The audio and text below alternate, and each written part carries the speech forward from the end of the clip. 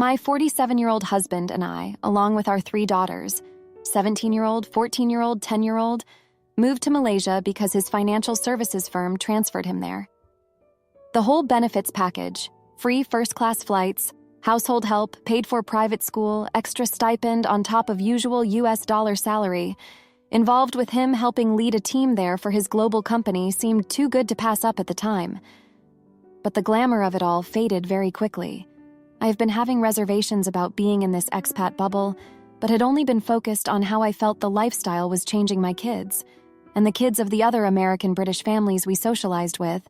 I grew up working class, so it was very disconcerting to see teenagers, or even younger, kids of expats act like they are a band of elites running the world, and who the locals who are their maids, drivers, nail salon workers, etc., visibly fear because if the kids decide to make them their verbal punching bags, they would have to endure it to feed their families.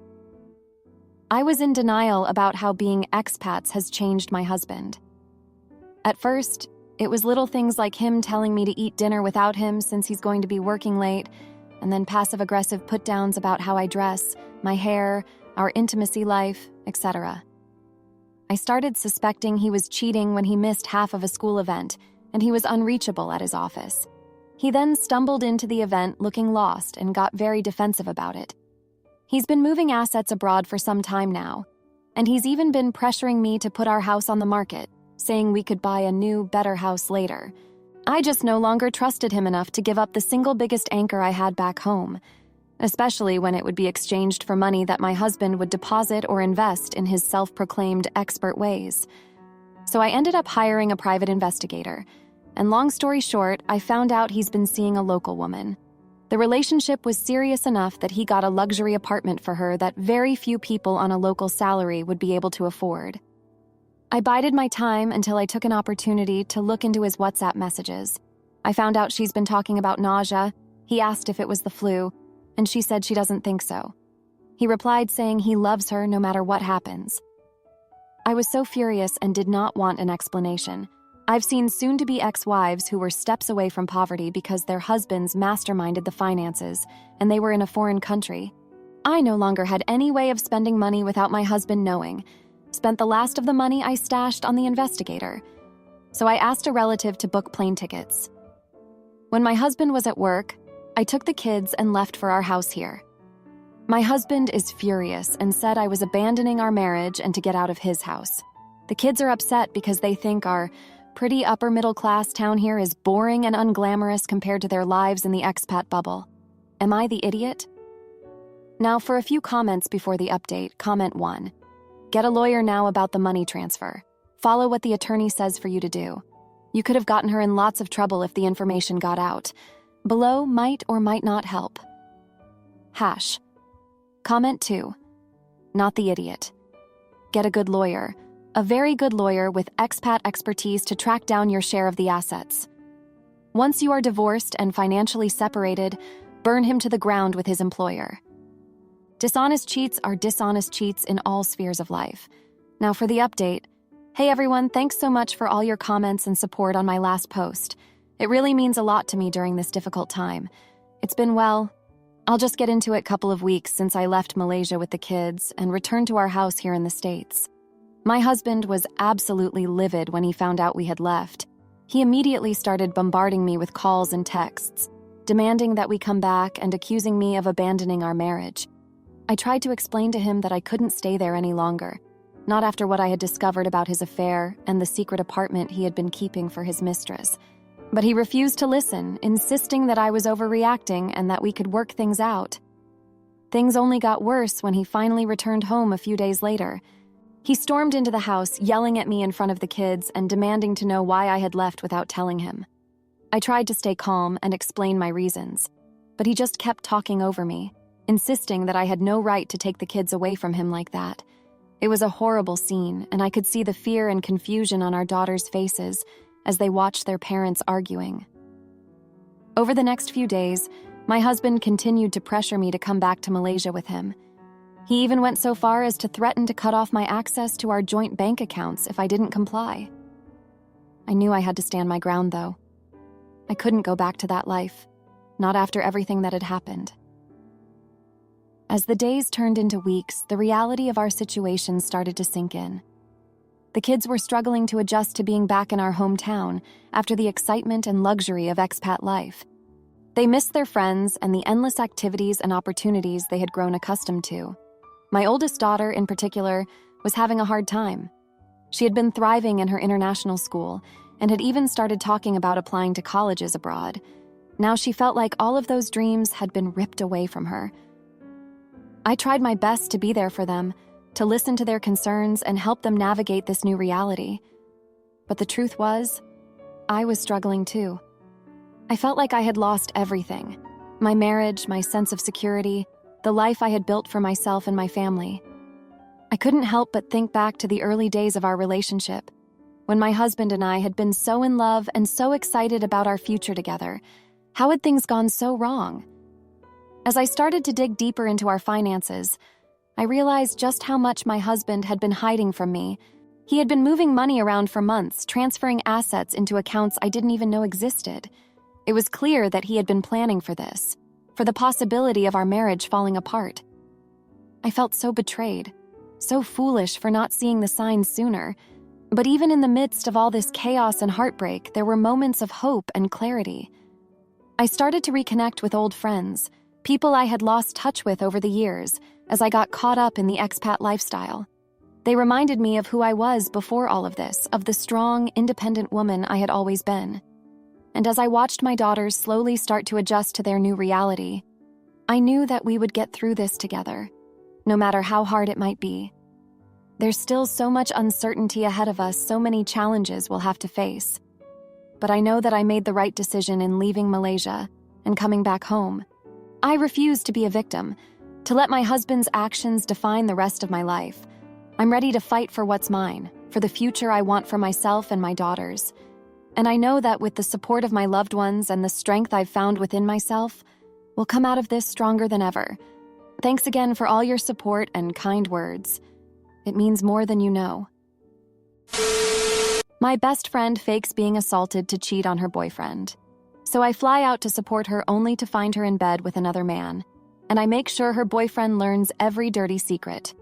Hello, weird, sticky situation I never envisioned myself in. My best friend was at a work conference and I live within a short flight of this city. 2 days into her work trip, she lets me know that she was just sad by a man at her hotel. I was extremely worried for her and flew out to support her and planned to work remotely while I was there.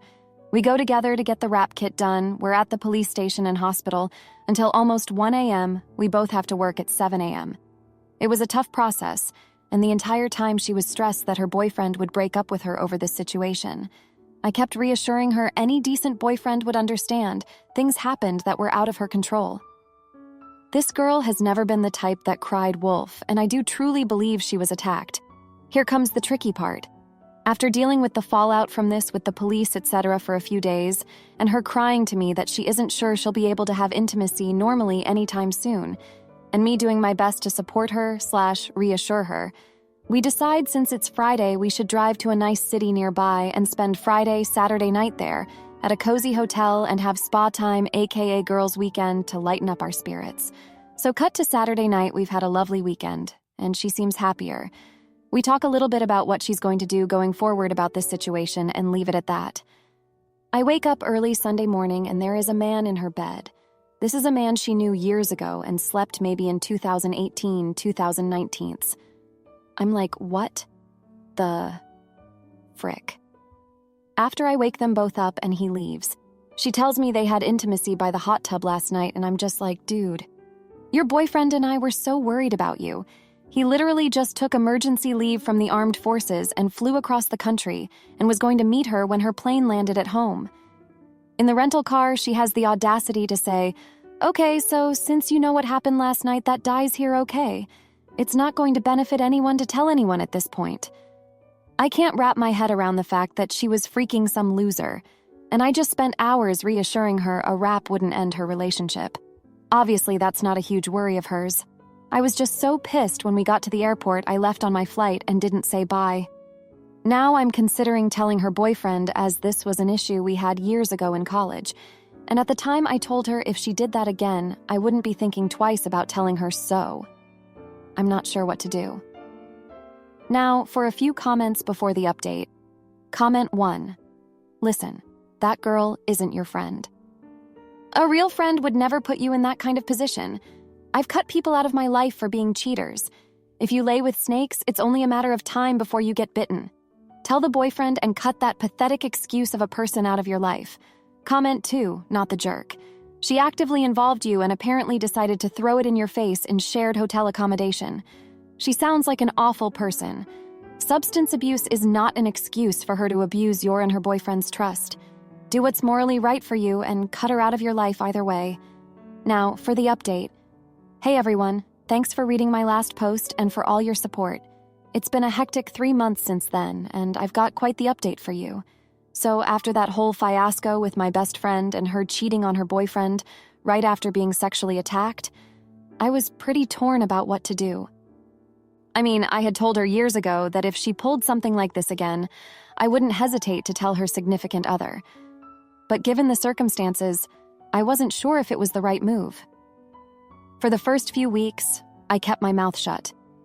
I figured she was going through a lot, and maybe she just made a mistake in the heat of the moment. Plus, her boyfriend had just flown across the country to be with her, and I didn't want to drop this bomb on him right away. But as time went on, I started noticing some odd behavior from my friend. She seemed to be avoiding her boyfriend's calls and texts, and whenever we hung out, she'd always change the subject when he came up. It was like she was hiding something. One night, after a few drinks, I finally confronted her about it. I told her that I was worried about her, and that I thought she needed to come clean to her boyfriend. That's when she broke down and confessed that the guy from the hotel wasn't just a one-time thing. Apparently, they'd been seeing each other on and off for months, even before the intimacy attack. I was floored. Here I was, thinking she was just struggling to cope with the trauma, when in reality, she'd been carrying on this affair behind everyone's backs. I felt like such an idiot for believing her lies. That's when I knew I had to tell her boyfriend. I couldn't keep covering for her, and he deserved to know the truth. So, I sat him down and told him everything. It was one of the hardest things I've ever had to do, but I knew it was the right thing. As you can imagine, he was devastated. He couldn't believe that the woman he loved had been cheating on him, especially after everything they'd been through together. He ended up breaking things off with her, and last I heard, he was considering pressing charges against the guy who attacked her. As for my friend, well, let's just say our relationship hasn't been the same since... She was furious with me for telling her boyfriend, and she accused me of betraying her trust. I tried to explain that I was just looking out for her, and that I couldn't keep enabling her behavior, but she wouldn't hear it. We've barely spoken in the last few months, and honestly, I'm not sure if our friendship will ever recover from this. It's been tough, but I know I did what I had to do. Looking back, I realized that there were signs of her infidelity long before that weekend at the hotel. Like the time she accidentally left her phone at my place and I saw a bunch of flirty texts from some guy named Jay. Or the fact that she always seemed to have a new friend she was hanging out with. Even though she never introduced them to anyone else, I guess I just didn't want to see it. She was my best friend and I trusted her. But now I realize that trust was misplaced. Anyway, that's where things stand now. It's been a rough few months, but I'm trying to move forward and focus on myself. I've started seeing a therapist to work through some of my own issues, and I'm learning to set better boundaries in my relationships. I know I can't change what happened, but I can learn from it and grow as a person. And who knows, maybe someday my friend will realize the error of her ways and we can rebuild our friendship. But for now, I'm just taking things one day at a time. Thanks for listening, everyone. It feels good to get this off my chest. My wife insists on a garden, reminding me of my hated childhood chores. So I play along until she snaps over a suggested lunch outing, and I decide it's time to cultivate our love and bloom a marriage worth fighting for. I am in my 30s. I grew up on a farm where I had to do gardening work for my guardians. It included tasks like weeding, planting, picking, watering, caring, and canning. I hated it because it was not something I enjoyed, but a necessity in that environment.